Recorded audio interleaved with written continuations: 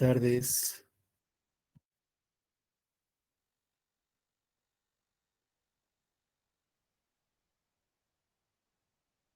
Estamos estudiando los derechos reales.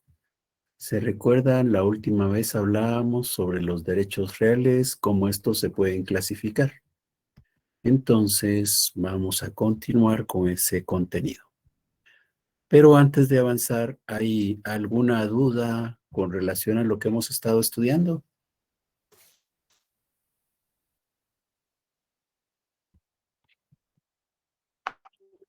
Por mi parte, no, licenciado. Gracias.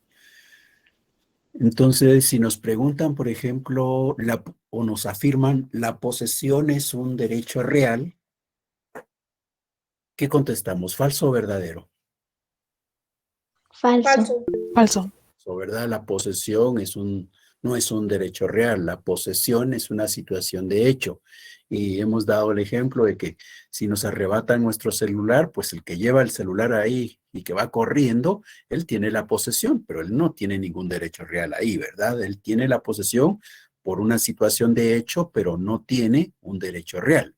El derecho real lo tenemos nosotros, que somos los propietarios, pero hemos perdido la posesión. La posesión hoy la lleva el ladrón ahí, pero él no tiene ningún derecho, nosotros sí. Muy bien. ¿Qué diferencia hay entre usufructo y cuasi usufructo?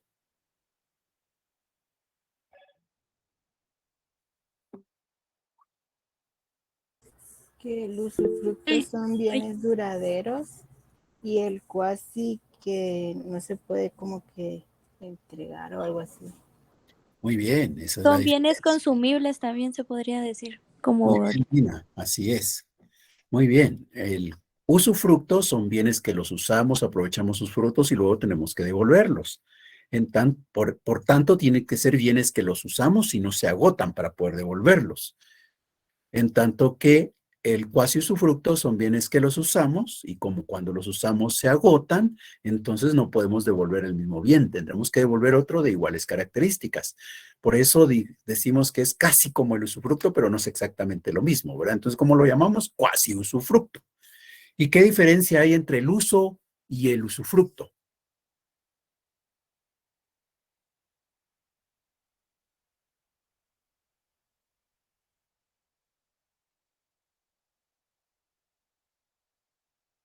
En el usufructo se usa y disfrute del bien y en el uso pues solo es el uso. Así es, en uno hay uso y aprovechamiento de los frutos y en el otro solo hay uso, ¿verdad? Y no aprovechamiento de los frutos. Muy bien. ¿Qué diferencia hay entre el derecho de uso y el derecho de habitación? Que en el derecho de uso nos dan, por decirlo así, cualquier cosa y en el de habitación es exclusivamente una habitación o una vivienda. Muy bien, sí, esa es la diferencia, ¿verdad? En el de uso, pues me pueden dar para usar cualquier bien, pero para habitación, el único bien que me pueden dar para usarlo es justamente una habitación, una vivienda. Y ¿por qué a estas que hemos estado analizando en este momento, a estos derechos, los llaman o los consideran servidumbres personales?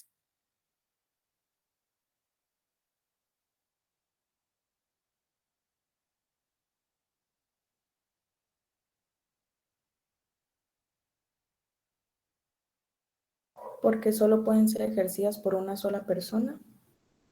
Sí, pueden ser ejercidos solamente por la persona, en el sentido de que no necesariamente por una sola persona, pero sí en el contexto de que una persona o dos personas podría ser, no importa cuántas personas realmente, pero el asunto está en que ese derecho solo lo ejerzo yo y no lo puedo transmitir, no puedo entregárselo a alguien más. Por ejemplo, en su oportunidad vamos a hablar de la herencia y en la herencia nosotros venimos y le dejamos a nuestro hijo o a cualquier otra persona los bienes que tenemos. Pero ese derecho forma parte de nuestros bienes, ¿verdad? Pero ese derecho, como parte de nuestros activos, no lo podemos dejar. Cuando la persona muere, pues se extingue ese derecho, ya no puede ser trasladado a quien sigue. Tampoco puedo enajenarlo, tampoco puedo venderlo, no puedo decir, yo tengo el derecho de usufructo, mire, le vendo el derecho de usufructo, así usted sigue haciendo el uso y disfrute de esa finca. No, no se puede. Es solo para la persona que se le está otorgando.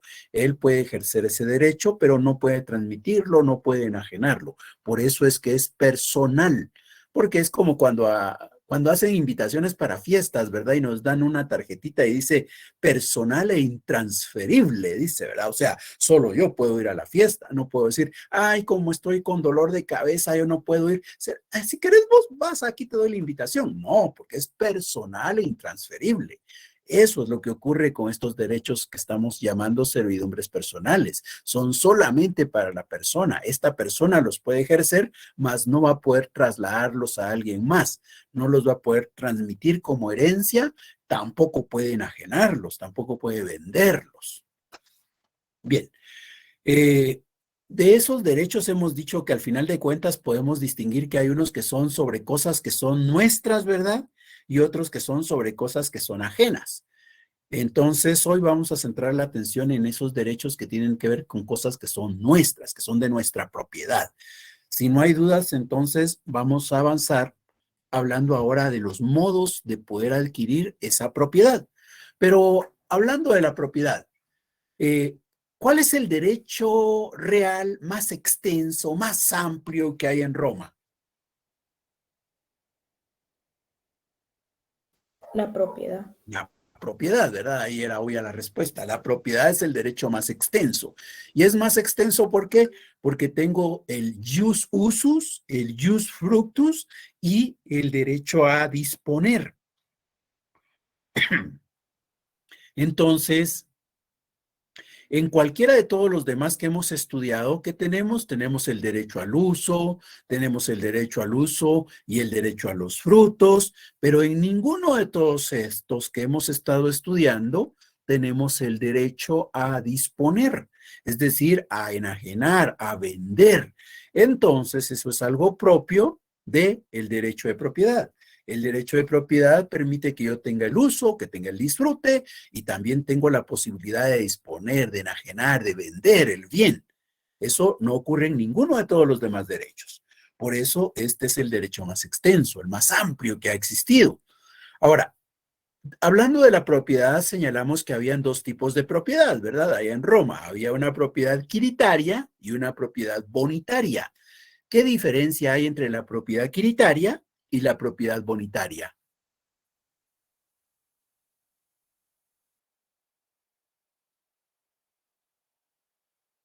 Que una la poseían los ciudadanos romanos y la otra estaba la quiritaria guiada por el ius civile y la bonitaria por el ius honorarium. Muy bien, esa es una diferencia, ¿ya? La propiedad quiritaria es una propiedad civil, es una propiedad regulada por el ius civile. La propiedad bonitaria es una propiedad regulada en el ius honorarium, por tanto es válida para los que no son ciudadanos. Ahora, ¿qué bienes eran los que normalmente estaban incluidos en esa propiedad quiritaria? La tierra, los esclavos y los animales. Muy bien, la tierra, los animales, digamos que en aquella época eran los bienes más importantes. Hoy, por ejemplo, nosotros podríamos decir, ay, no, los carros, las joyas, de repente los celulares, la ropa, vemos muchas cosas importantes para nosotros, pero como aquí estamos tratando a una sociedad de la época de la esclavitud, pues en aquella época lo que era importante tener era la tierra, los animales, los esclavos, esa era lo que trascendía en esa época. Entonces, esos bienes son los que se iban a poder considerar como propiedad equiditaria. Fundamentalmente es la tierra, los animales, los esclavos, que son considerados como animales, ¿verdad? Caben dentro de ese mundo porque los esclavos no son personas. Bien, entonces hoy vamos a estudiar sobre cómo se podía adquirir la propiedad. Y vamos a considerar que hay dos modos de adquirir la propiedad, pero para eso, entonces, apoyémonos de una vez en la presentación.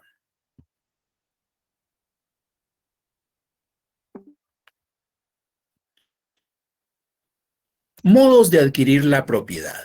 Hay dos tipos de modos, unos que se consideran originarios y otros que se consideran derivados. Originarios y derivados. cuando estamos ante un modo originario. Un modo originario se llama así, originario, porque es origen, inicio, partida. Lo que ocurre es que de repente por ahí hay un bien y ese bien nunca ha tenido dueño, por tanto nunca ha sido propiedad de alguien. Ese bien que nunca ha sido propiedad de alguien va a tener por primera vez un propietario.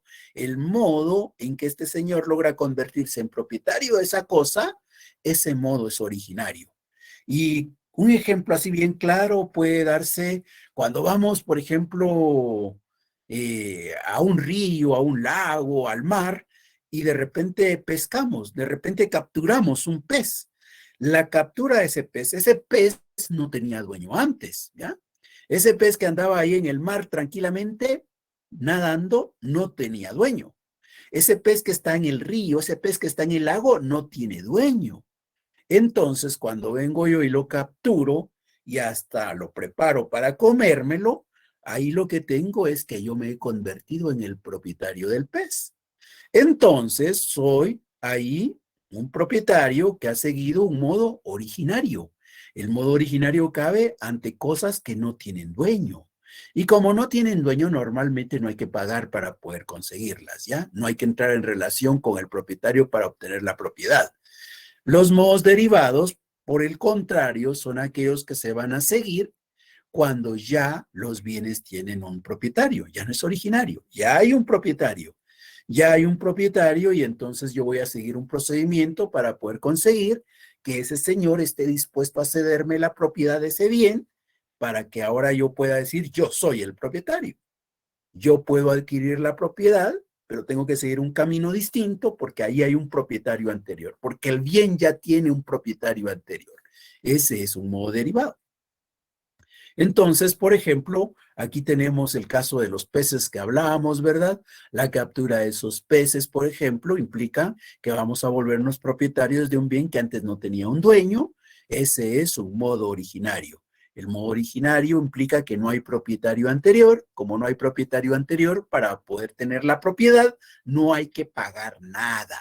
No hay que entrar en una relación de intercambio.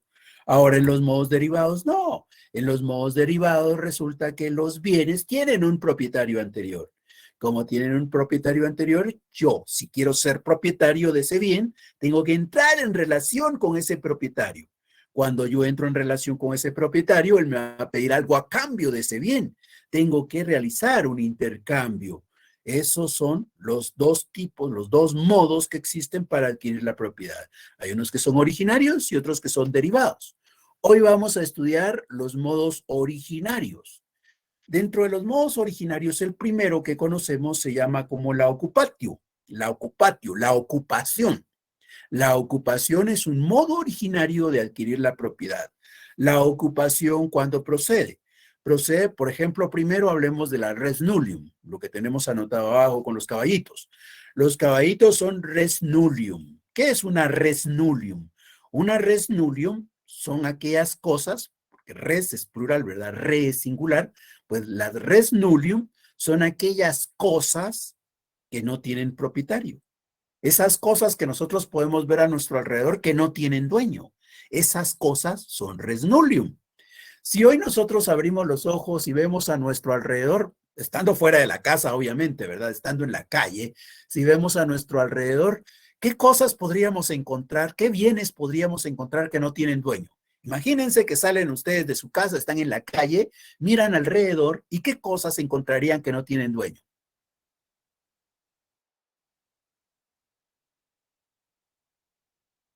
Tal vez estamos en un lugar, se podría decir un árbol o flores, cosas así. No Sí, tienen ¿verdad? dueño. Sí, puede ser. Puede ser que la verdad es que si estamos en la ciudad se nos hace complicado salir a la calle y encontrar algo que no tiene dueño, ¿verdad? Pero sí, de repente por ahí podríamos encontrar una florecita, de repente por ahí podríamos encontrar un pájaro que anda volando. eh, Esos serían los escasos, limitados bienes que podríamos encontrar, ¿verdad? Bueno, pues eso pasa ahora. Allá en aquella época, pues se podían encontrar muchas más cosas. Por ejemplo, todavía en las películas de vaqueros, que son mucho más recientes que la época de Roma, ¿verdad? pues ahí en esas películas de vaqueros y de indios, nosotros vemos normalmente cómo es que se dedican a capturar a los caballos para poder domarlos, para poder montarlos. Bueno, pues esos caballos que andan salvajemente galopando por ahí, por el desierto, por los bosques, esos caballos no tienen dueño. Son como los peces que vimos del mar o del río. Pues esas son las res nullium, esas cosas que están ahí en el mundo sin ningún dueño. Entonces, ¿qué es lo que tengo que hacer yo? Lo que tengo que hacer es tomarlas con el sentimiento, con el deseo de querer ser el dueño.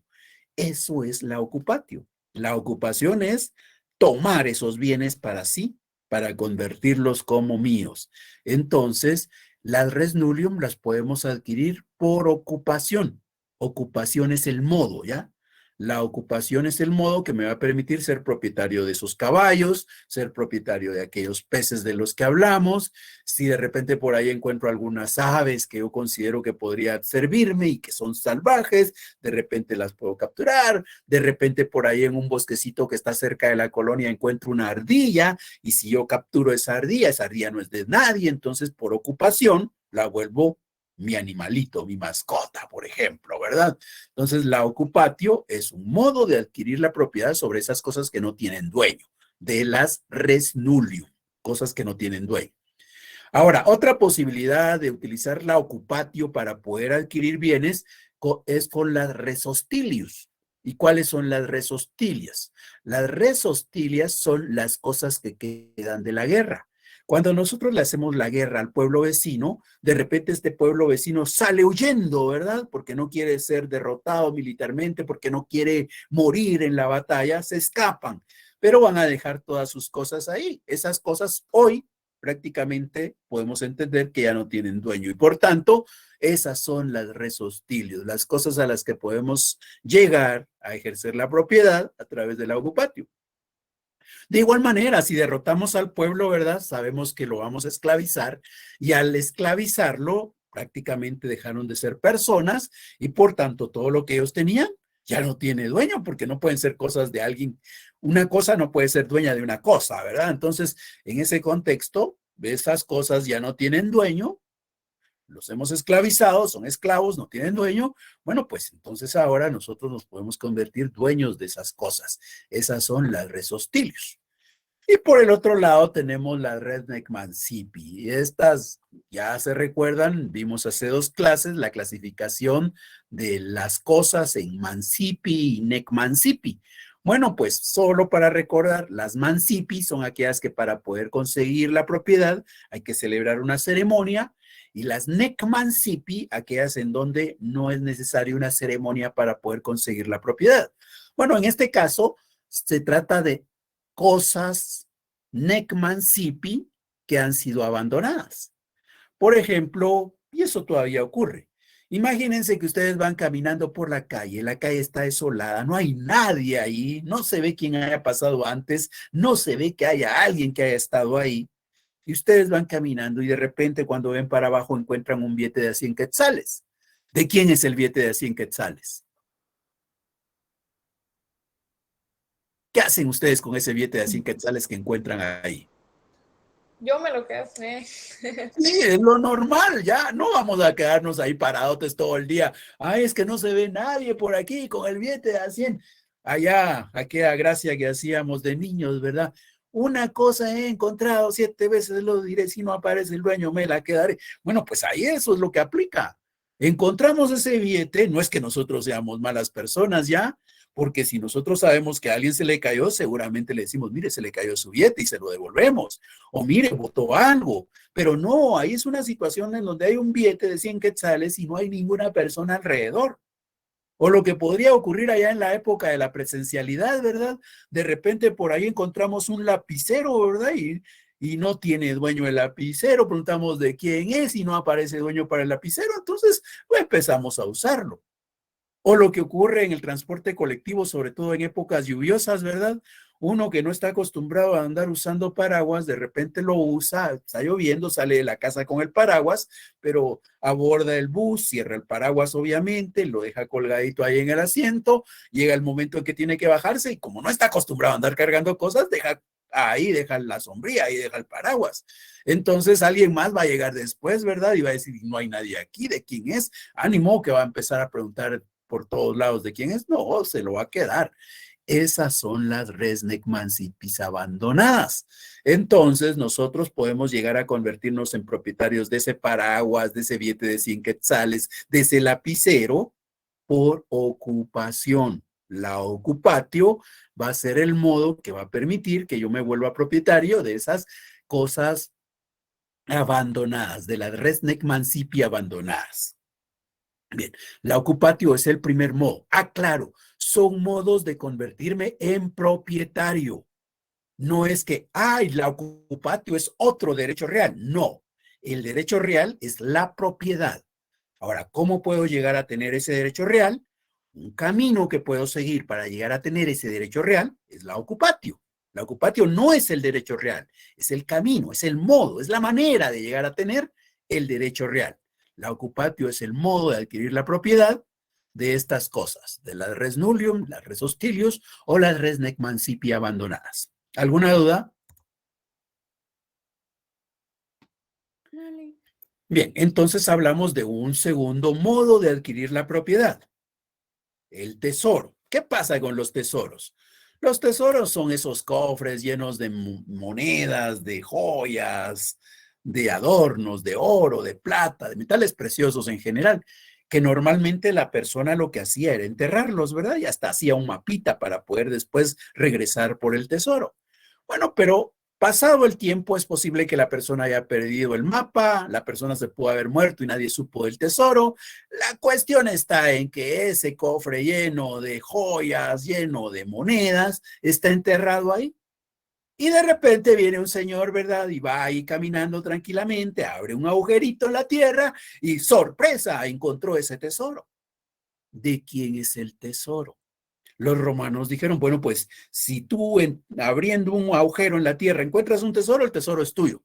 El tesoro era ese señor. Este señor se vuelve propietario del tesoro, ¿ya? El señor se vuelve propietario del tesoro. Pero con el paso del tiempo dijeron, muy bien, qué bueno que él se volvió el propietario del tesoro, pero consideremos algo. Y el terreno en donde estaba ese tesoro enterrado es de ese señor que lo encontró. Imagínense que yo soy el dueño del terreno, contrato un albañil y el albañil abriendo, encuentra el tesoro. Entonces dirían los romanos, pues lo encontraste, ¿verdad? Es tuyo, albañil. Y yo diría, ala, pero si es mi terreno, ahí es donde estaba. Pues dijeron los romanos, es cierto, consideremos al propietario también. Llegó el momento en el cual dijeron, no, el propietario es el dueño del tesoro. ¿Por qué? Porque él es el dueño del terreno en donde estaba el tesoro.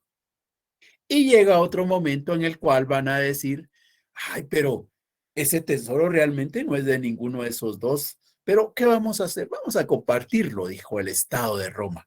Y entonces dijo el Estado en algún momento, si tú encuentras un tesoro es tuyo, pero me vas a tener que dar una porción de él, porque recuerda que realmente tú solo lo encontraste, eso no es tuyo en totalidad. Entonces el Estado empezó a recibir parte de eso. Bueno, así es como se trataban los tesoros allá en aquella época de Roma. Ahora, otro modo de conseguir la propiedad se conoce como accesión. La accesión permite que uno tenga propiedades nuevas. ¿Esto en dónde lo notamos? Con esto de las lluvias, por ejemplo, muchas veces se desplazan porciones de tierra. Imagínense, este es un gran río, la lluvia está fuerte, hasta café se ve el agua y logra soltar un pedazo de tierra. Ese pedazo de tierra lo arrastra y luego queda pegado a otra porción de tierra. Entonces, ¿quién es el propietario de ese terreno? Pues diríamos el propietario que era antes. No, pues resulta que como eso se desprendió y ahora se accesó, se unió, se juntó con otro terreno, pues el propietario del terreno que existía inicialmente y que ahora viene en la otra parte y se junta, se vuelve propietario por accesión. Por haberse juntado a mi terreno, ahora se vuelve mi terreno, ¿ya? Eso es por accesión. Por accesión, él se vuelve propietario. Es algo así como lo que podría ocurrir también con los frutos de un árbol. Imaginémonos que hay un árbol en un terreno de a la par, pero el terreno de a la par está tan pegadito al nuestro, ¿verdad? Y el árbol también, que poco a poco crece el árbol y de repente el árbol pareciera que es más de nosotros que del vecino que era el dueño. Y los frutos empiezan a aparecer. Bueno, pues entonces, si está pegadito a mi terreno, prácticamente esos frutos, esas ramas que cruzan mi terreno, ahora dan frutos y esos frutos son míos porque se vinieron a pegar a mi terreno, ¿ya? Eso es la accesión. La accesión es otra posibilidad de que uno se vuelva propietario de bienes que no eran de uno. La accesión puede ser la unión de un bien inmueble con otro inmueble, como lo hemos explicado con el caso de las lluvias.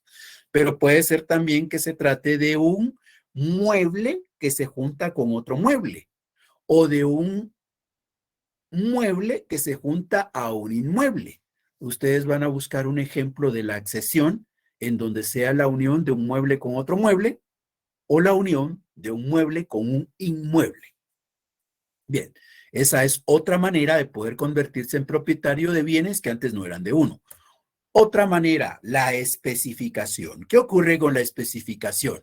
Imagínense que nosotros estábamos visitando a un amigo. Estábamos visitando a un amigo allá en esa época de Roma, pero resulta que el amigo no está en su casa. No está en su casa, la casa está muy cerca de un río y cerca del río normalmente hay piedras y resulta que nosotros estando ahí decimos, ay, qué aburrido estar esperando, ¿verdad? Pero encontramos la piedra y empezamos con nuestro martillito y nuestro cincel que accidentalmente andábamos cargando y empezamos a darle forma a la piedra. La piedra se vuelve toda una escultura.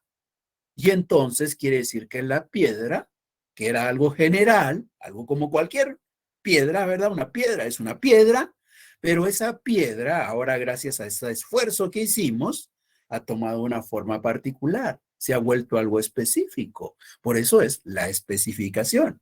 Ahora tengo una escultura y la pregunta es, ¿y quién es el dueño de la escultura? ¿Es el dueño de la escultura el que era dueño de la piedra? ¿O es dueño de la escultura el que la logró tallar? ¿Quién dirían ustedes que es el dueño de la escultura? ¿El que era dueño de la piedra o el que talló la piedra? El que talló Yo la pensaría. Perdón. No, ya leí, discúlpame a mí. ¿El que era dueño de la piedra? Ya. Muy bien. Pues hubo una época en donde dijeron los romanos, pues la verdad es que la piedra es piedra, ¿verdad? Y piedras hay abundantes por todos lados acá en Roma. Entonces, lo que aquel hizo fue algo especial. Logró convertir esa piedra fea en toda una bella escultura. Entonces dijeron algunos, el que hizo el trabajo debiera ser el dueño de la escultura. Pero ya en la época de Justiniano dijeron, no, no, no. Aquí la verdad es que qué bueno que aquel talló, ¿verdad? Qué bueno que tiene todas esas habilidades, pero hay que reconocer que la piedra no es de él. Así que si él hizo eso, lo hizo, pero lo hizo sobre algo que no le pertenece. Entonces, el dueño de la escultura tendrá que ser el dueño de la piedra, dijeron. Así como decía bien la compañera. Entonces, allá en Roma, finalmente, en la época de Justiniano, se dijo que el dueño de eso que resultó, de eso específico, iba a ser el dueño de la piedra, el dueño de la materia que se utilizó para hacerlo específico. Otro modo de poder llegar a tener propiedad de algo nuevo. Confusión y comixtio. Confusión y comixtio. Confusión.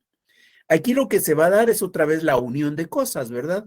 En confusio es la unión de líquidos y en comixtio la unión de sólidos.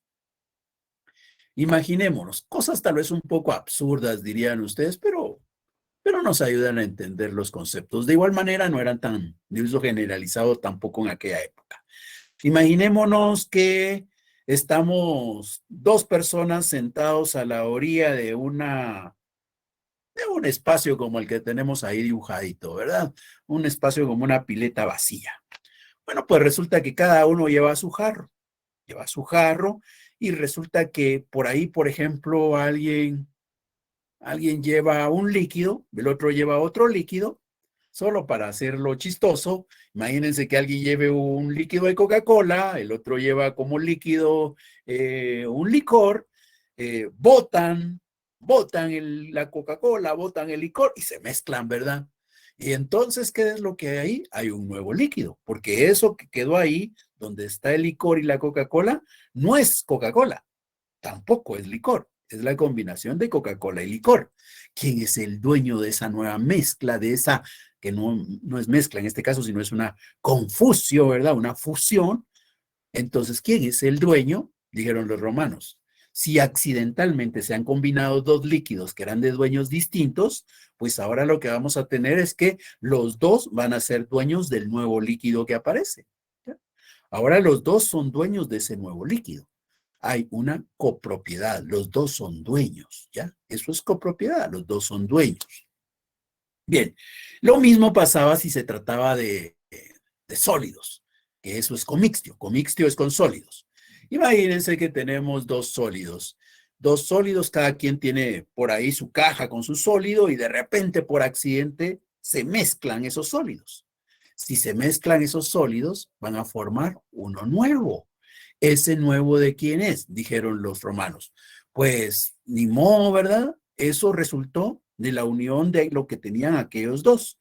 Entonces, ahora ellos dos serán los propietarios de este nuevo sólido, de la mezcla que se dio ahí, del comixtio. Entonces, esto implica que los dos se volverán propietarios. Los que fueron propietarios cada uno de un sólido, ahora son copropietarios, son ambos propietarios de este nuevo bien que surgió como consecuencia de la unión de estos dos sólidos. Otro elemento importante acá para poder hablar de modos originarios es lo que tiene que ver con la adquisición de los frutos. Los frutos, ¿de quién son los frutos? Imagínense que yo tengo un terreno, en ese terreno hay un arbolito y el arbolito empezó a dar los frutos. Los frutos no tenían dueño, ¿verdad? Porque son un bien nuevo. ¿Yo era dueño de qué? Yo era dueño del terreno, era dueño de los árboles, pero no soy dueño de los frutos todavía, ¿verdad? Porque los frutos cuando surgieron no tenían dueño. Entonces dijeron los romanos, ¿y quién será el dueño de los frutos? Pues el dueño de los frutos es el propietario de los frutos será el propietario del predio, el propietario del árbol. El propietario del predio, el propietario del árbol será propietario de los frutos. ¿Ya? Ahora, ¿y qué ocurre si yo he cedido ese terreno en usufructo? Yo soy el propietario del predio, ¿ya? Yo soy el propietario del predio, pero vengo y le otorgo el derecho de usufructo a Julius, digamos, para dar un nombre. Vengo yo, propietario del terreno, y le cedo el derecho de usufructo a Julius. Ahora, el arbolito creció y dio sus frutos. ¿Quién es el dueño de los frutos? ¿Julius o yo que soy el propietario del predio?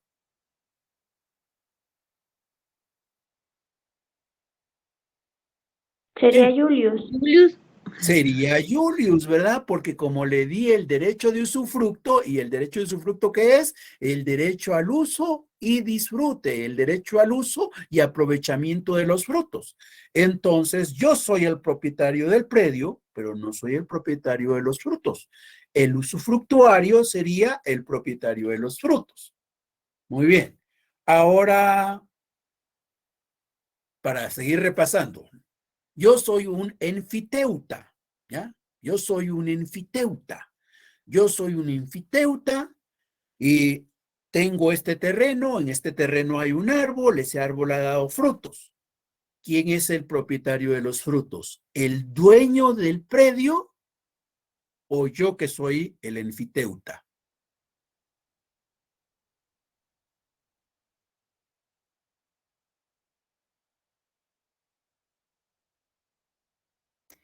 ¿El enfiteuta?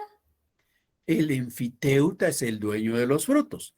Tal vez se nos olvidó ya lo de la enfiteusis, ¿verdad? Pero ahí lo que implica es que el Estado de Roma es dueño de los terrenos. El Estado de Roma es dueño de los terrenos y celebra un contrato con alguien para que haga uso, para que explote esos terrenos. Entonces, la persona que recibe ese derecho de poder usar los terrenos a cambio de tener que pagar un canon. Él es el enfiteuta. Bueno, pues el enfiteuta, que es el que ha recibido el predio del Estado de Roma, también se vuelve propietario de los frutos de ese terreno. Ahí no es Roma el propietario de los frutos. No es Roma propietario del predio, el propietario de los frutos. El propietario de los frutos es el enfiteuta. Muy bien. Ahora hablemos de la posesión. Ya hablamos de la posesión antes, pero ahora, los frutos de este predio. Yo tengo este predio. Yo no soy el propietario del predio, ¿ya? Yo no soy el propietario del predio. Yo vine a este predio porque vi que no había nadie acá. Pregunté si alguien era dueño de este terreno y nadie dijo yo soy. Le pregunté a los vecinos si por casualidad ustedes saben quién es el dueño de esto y dijeron, pues que sepamos, no tiene dueño. Bajo todas esas circunstancias dije yo, pues no hay dueño, nadie sabe si tiene dueño, yo me establezco acá. Y como estoy aquí establecido, bueno, planto un arbolito, el arbolito crece, el arbolito da frutos. ¿Soy yo propietario de esos frutos?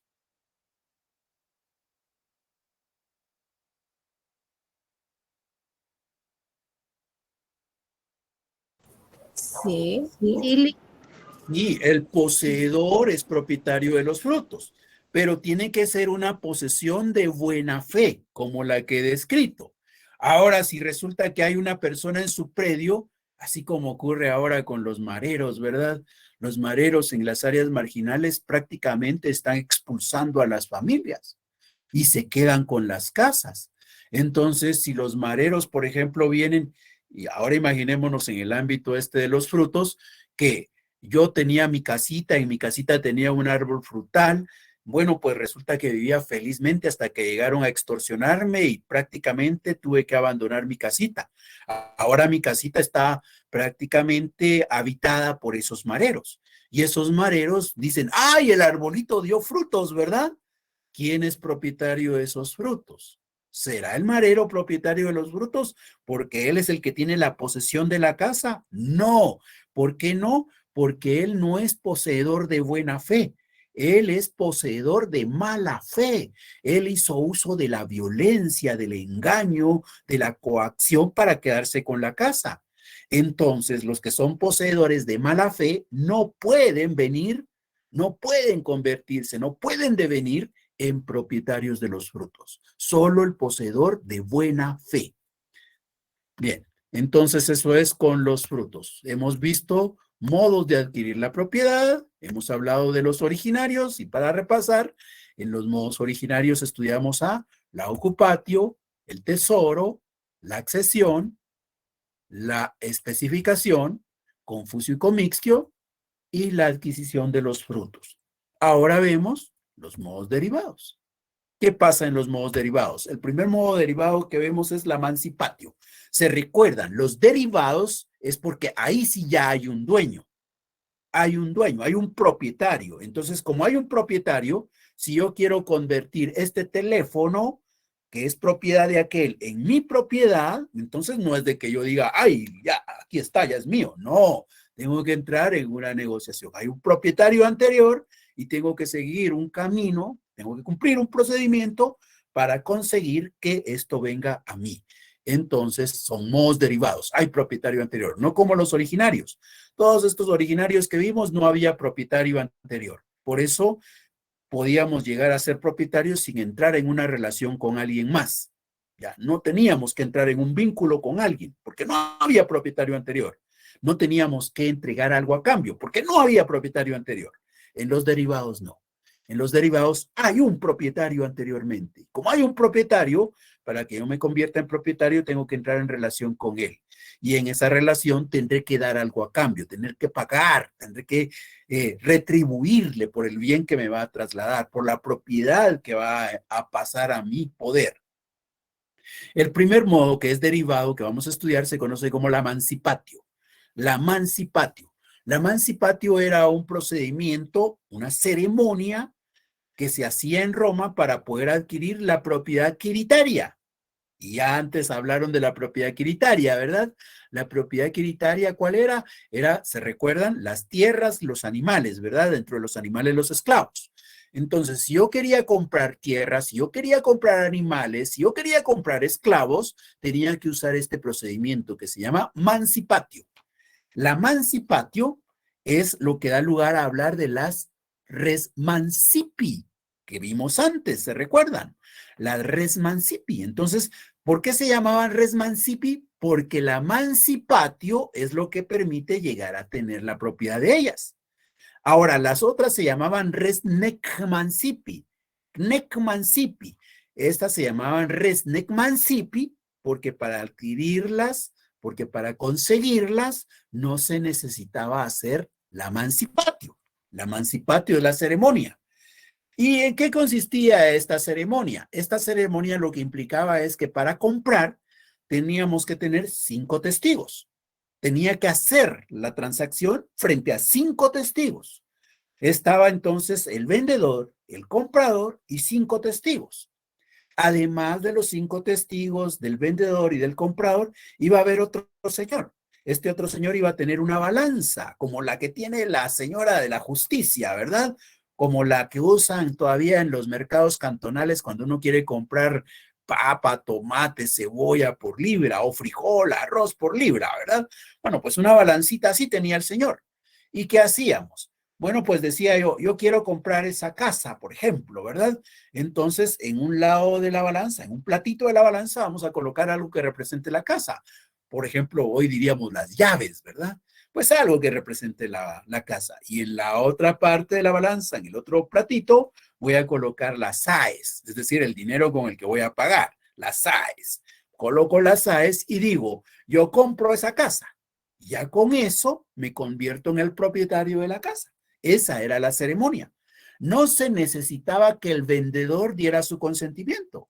O sea, no le preguntaban, ¿y tú quieres vender tu casa? ¿Y tú aceptas lo que te está ofreciendo él por la casa? No, aquí lo único que importaba era lo que el comprador iba a decir, lo que el que quería tener la propiedad decía.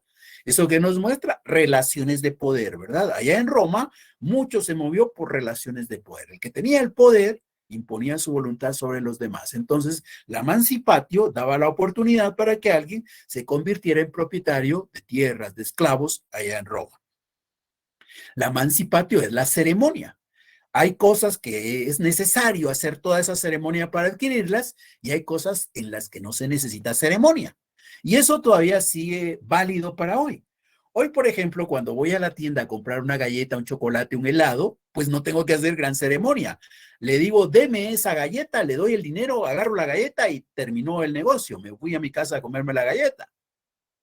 Pero si hoy quiero comprar yo una casa, no es de que yo llegue y diga, ¡ay, qué bonita su casa! Aquí está, mire, contemos el dinero en efectivo, ¿verdad? Contando billete por billete, ahí está el dinero, deme la llave y ya estuvo. No, ¿qué es lo que hay que hacer para comprar una casa? Lo que hay que hacer para comprar una casa es celebrar una escritura de compra-venta de bien inmueble. Y no con haber firmado la escritura ya bastó. Tengo que llevar esa escritura, este testimonio de la escritura, al registro de la propiedad para inscribirlo. Inscribo la escritura, inscribo el testimonio en el registro de la propiedad. El registro de la propiedad lo inscribe y va a hacer una anotación en ese testimonio. Hasta ahí me convierto realmente en el propietario. No bastaba con entregar el dinero y ya, eso es mío. No, hay que seguir una solemnidad. Quiero comprar un carro, no es de que, ay, qué bonito su carro usted, véndamelo. Ah, está bien, ¿cuánto? Tanto. Ah, démosle pues, ahí está el dinero, deme las llaves, ya me llevo el carro. No, no es una simple entrega. Hay que hacer una ceremonia.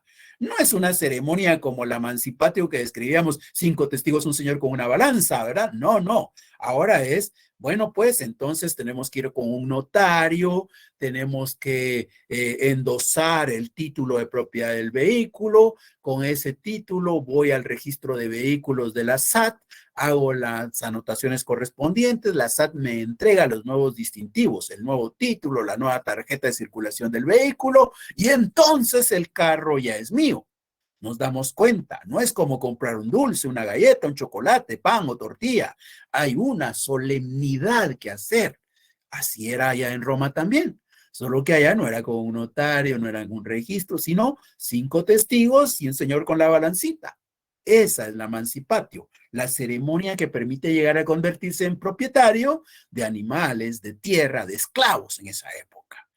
Bueno, este procedimiento existió prácticamente desde el origen de Roma hasta la época de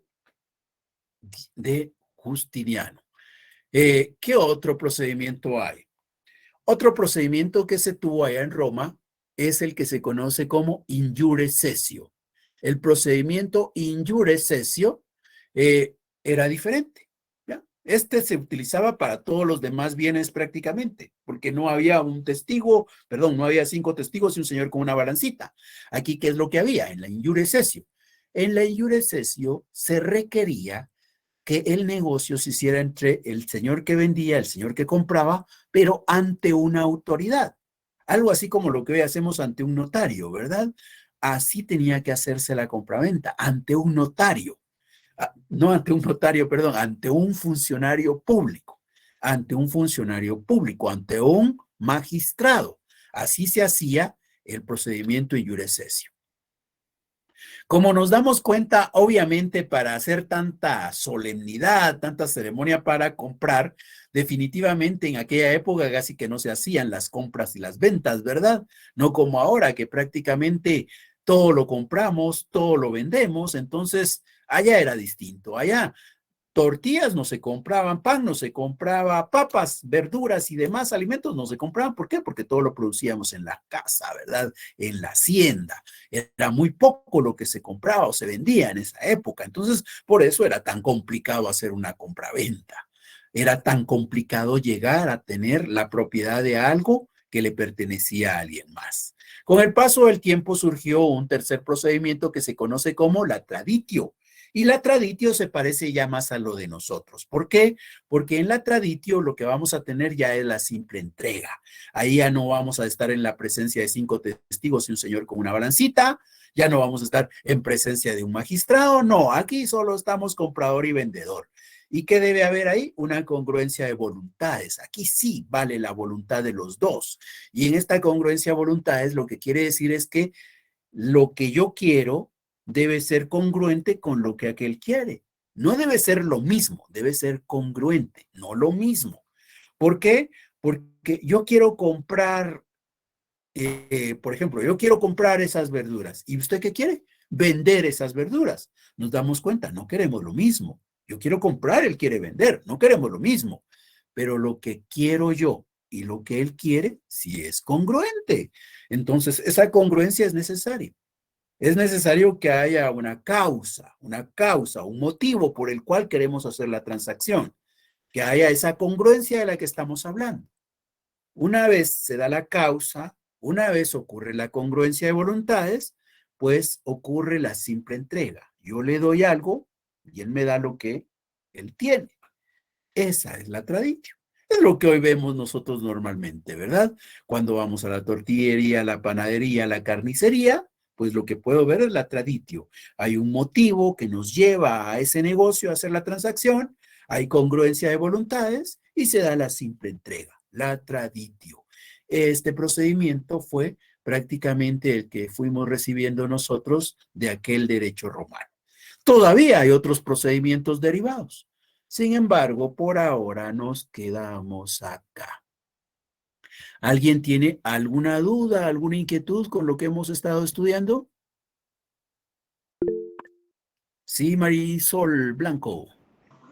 Perdone, solo no logré apuntar donde dijo que había existido desde el origen de Roma hasta la Mancipatio. La Mancipatio. La Mancipatio y la Injure Cessio existieron prácticamente desde el origen de Roma hasta la época del Imperio, hasta la época de Diocleciano y de Justiniano. Gracias. Para servirle. Bien, si no hay más dudas, entonces yo les agradezco la atención.